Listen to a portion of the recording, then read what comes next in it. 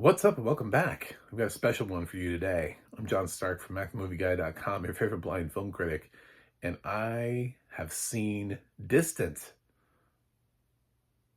I, I know you don't know what that is. It You may also know it as Long Distance. No? Still nothing? Well, why don't you click like, subscribe, hit that notification bell, join me on my journey here. I'm a blind film critic that reviews movies, and I found a movie they don't want you to see, so we're going to talk about it. I go into everything blind. Some people claim they go into things blind. I literally go into things, which is why you should. I know we just met. Hi, how are you? Love your hair. So hopefully you'll continue to join me on this journey. So Distant, right? You have no idea what this is. I get it, and I keep talking to you like we just found a new Marvel movie, but we kind of did. So, this movie was buried. This was a buried movie. This is basically like me coming to you and being like, guys, I've seen Coyote versus Acme. I've seen Bad Girl. I've seen, you know what I'm saying? Like these movies that seemingly are just never getting released. Well, so the story of Distant is that this movie was released in other territories, sort of like the Woody Woodpecker movie, which you can find.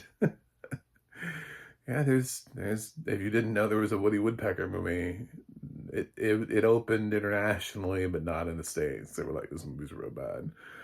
We sent it to like Brazil and it made some money down there, but so Distant just didn't open domestically and has been getting kicked around for years. This poor Anthony Ramos, Naomi Scott movie has been unfairly getting kicked around for years. And it finally, without any sort of hype, just dropped on July 4th weekend, 2025, onto Disney Plus and Hulu. But like it wasn't even like the hot title. The reason I found out about this is because Dark Horizons put it in a mention of one of their like news stories of the day, and they're like, oh, by the way, Distant has now been finally released stateside, but they changed the name to Long Distance. So in what I can find, it seems like this movie was released at least abroad somewhere. I don't know why they abandoned this movie. We can't just be abandoning things because they're derivative. Anthony Ramos hasn't been canceled as a star. You already made the movie. I don't even know why this isn't like a streaming exclusive. Like, why didn't you promote this? So it's very weird because it's Universal. It's not even a Disney Fox title. Like when I push play, that was the Universal logo. That was a da na na na na na na da na na na na na na na na. I did the whole thing for you. Subscribe. It doesn't have audio description, which was a bit of a problem for me watching the film, but I wanted to because I was like, these guys are like, like Hollywood has conspired to make sure this movie just dies. But why? Like, you've thrown some terrible movies at me in the last couple of years that Distant has not been allowed to be released. This seems perfectly fine. If it may not be great, but it seems, again, perfectly fine. So the story, and I did have to fill in, you're going to be like, wow, you followed a lot of the story. Bitch, I did my research. I had to do a lot of research for this review because nobody has seen this movie or seems to know what it is.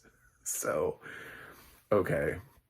So Distant it's a sci-fi adventure / horror. It's a little bit of horror. It's under 90 minutes for everybody who's like, I like my movies nice and tight. like my insert gender preference here. You can like type into I do. So Distant, you end up with Ramos being sort of like the sole survivor of this ship that's supposed to be on its way to somewhere else, but something catastrophic happens, and all of the pods are ejected. Like a lot of them just die and they don't even make it. And somehow Ramos is the one who survives and crash lands on the planet, and he's trying to get out. He's got his little space suit, and he's low level, which affects like what he has in terms of like he doesn't have a flare gun because nobody wants to rescue him. So it's sort of like that Mickey 17 thing where he's like he's just disposable. Whatever. I don't know. We lost Anthony Ramos. I don't know. Leave him. We didn't give him a flare gun. He's not important. So I love that flare guns are like the things. Like we don't have enough flare guns in the future. So we gotta make sure that only certain people have them in their pods. Oh, anyway. So he has to survive on this planet, and he has an AI, which is voiced by Zachary Quinto. And he ends up going through and fighting off all of these, like, guess what? He's not alone on this planet. I don't know if you know this, but usually, there's some shit on some planets. So he landed on a planet that has all of these alien creatures on it that seem to sort of at least resemble creatures we've seen before, which may be the disappointing thing. Maybe they didn't use enough, imagination to come up with things that are not like immediately like, oh, well, that's a spider. That's a giant spider. Or like been there, done that. So he starts to get attacked and having to run for his life, but he's also dealing with the fact that he doesn't have a ton of oxygen, and he eventually runs to the wreckage of the ship, and he meets this other guy there that basically ain't around for very long. And he gets chased some more. Then he's able to hear this other voice in the helmet, which is Naomi Scott's character. And Naomi Scott is somewhere, and she's trying to help. She's higher up ranked, whatever. So she's trying to help keep Anthony Ramos alive and use whatever she can to get him to her so that he can help her, because they may be the only two people alive on this planet. So that's kind of the movie. And then they're trying to figure out how to get there.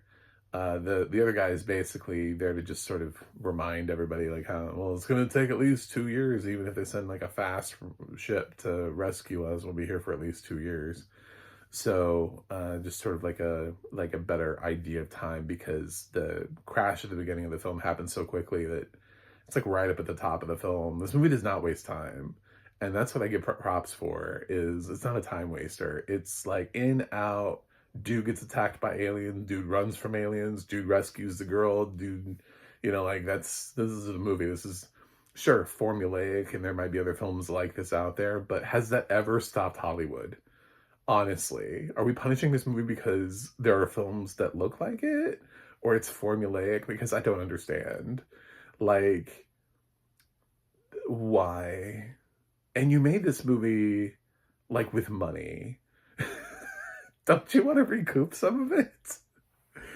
There's nothing here that says this movie would not be watched, at least on the same level as your typical Netflix movie of the week stuff.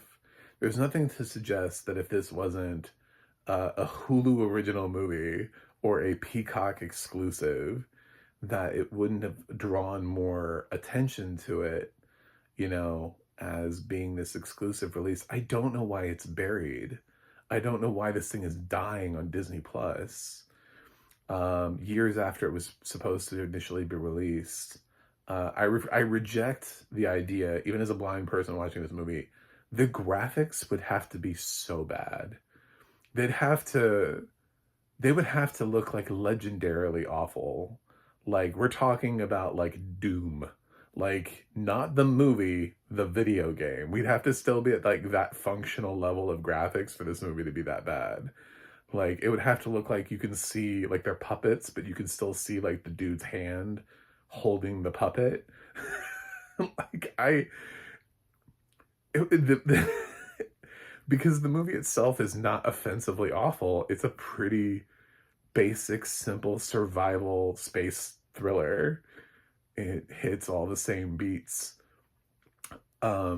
So I can't imagine that it deserves the treatment that it's gotten simply because it's generic.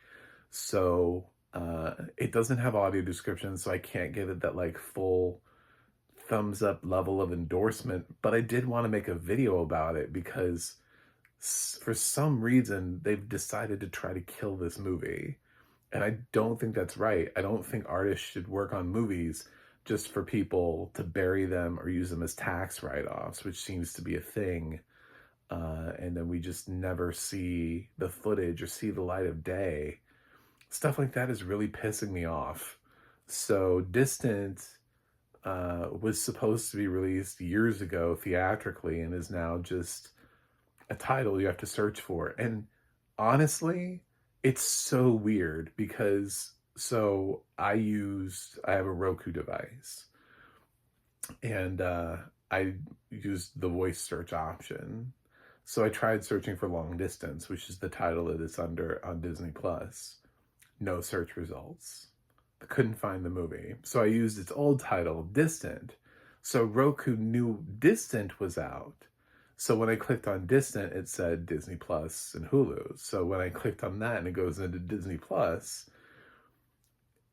it loaded up Long Distance. Like this, the world does not know this movie exists or what's going on with it. It is so random that we had to talk about it. So please, let's talk about Distant. Let's have the conversation. What on earth? Why is this the way that it is? If you're from another country and you saw Distant theatrically, were you the only one in your theater? Are you the only person who's seen Distant theatrically? I'm so intrigued. I've never been more intrigued by a film this year. Like, that has not happened. My interest has never been so piqued than Universal burying a movie to a different streaming service than their own. Like, why? You have your own streaming service. There's so many questions I have. And you think that this would happen to a really, really bad movie. And sometimes it does. Sometimes these movies, they get sold. The studio doesn't want to release them. And then you get a movie that was supposed to be a one place and then we go on to another place and then it's on that service and you're like, why did you buy this? You know? And I don't know what this is. I don't know why this is the way that it is. So check out Distant, aka Long Distance, if you live in the United States, which is now available for your viewing. And I've seen it. I sat through it. It's under 90 minutes, so it wasn't like the worst 90 minutes of my life spent not understanding things. But yeah, I did have to do some work to get a recap of everything. So to understand what it was that was going on.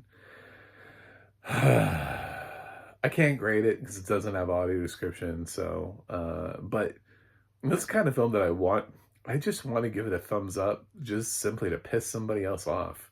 I want to give them a thumbs up because I remember so many other films that got buried and somebody said, no, you don't get to see this. Like Idiocracy. Like Idiocracy has grown to have its own cult following. Like I know so many people who've seen that movie and it's so quotable. And its initial theatrical release was like nothing. It was just fulfilling a theatrical commitment to the film, but it wasn't a wide release. It was only in like 100 theaters. I live in a major metropolitan area. I think it was in like one theater near me.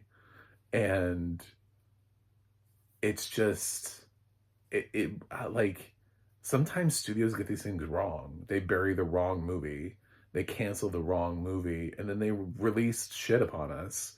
You know, like, we're still getting the Strangers Chapter 2 this year. Like, they're trapped into that franchise that they made with Rennie Harlan. They made 3 shitty Strangers movies, and we're gonna get them come hell or high water. And that movie's coming out in September. So if we have to sit through shit like that, then why can't you let us decide for ourselves, at least by promoting it, that there's a streaming exclusive debut of Distant? Why did it just get abandoned like Anthony Ramos's character? Anyway, thanks for watching, thanks for subscribing, and I will see you guys on the other side.